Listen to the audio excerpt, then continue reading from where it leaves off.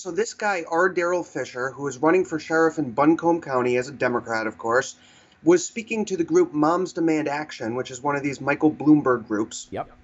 And he said, he referred to the old Charlton Heston thing, from my cold dead hands, you won't Yes. take this gun.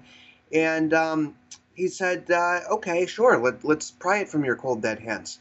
And that is actually a pretty widespread talking point among Democrats because we were at the march in Washington, D.C., this big David Hogg rally in D.C. Oh, the one they lied about, where they said they had 800,000 people, but they only had 200,000, and no conservatives were allowed. There was no dissenting points of view allowed at the march. It was smaller than Trump's inauguration, by the way. Yeah. And so there were signs everywhere about gun confiscation, from your cold dead hands. They kept referring to that line. So I think that it actually is a Democrat talking point behind the scenes. They're getting this out through their messaging. Sure.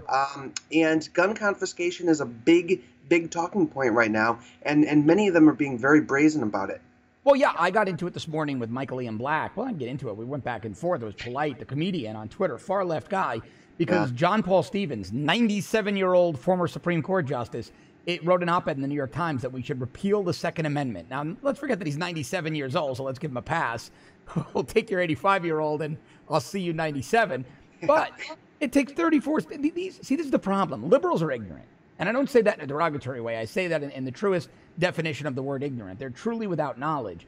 They don't understand that it would take 34 states, a convention of states, 2/3 of the state legislatures, to even entertain the nonsensical notion of repealing the Second Amendment, something that would never happen. They think that it's a stroke of the wand. Some federal judge says the Second Amendment goes away, it goes away. But the troubling part isn't their ignorance. It's how many Americans would actually be on board with repealing a right. That, to me, is scary. This is really, really important content. I want to bring it to you every day. I've got so many stories like this coming up for you. But please subscribe to our premium service. Help me keep doing it by subscribing to our premium service at www.therebel.media/shows.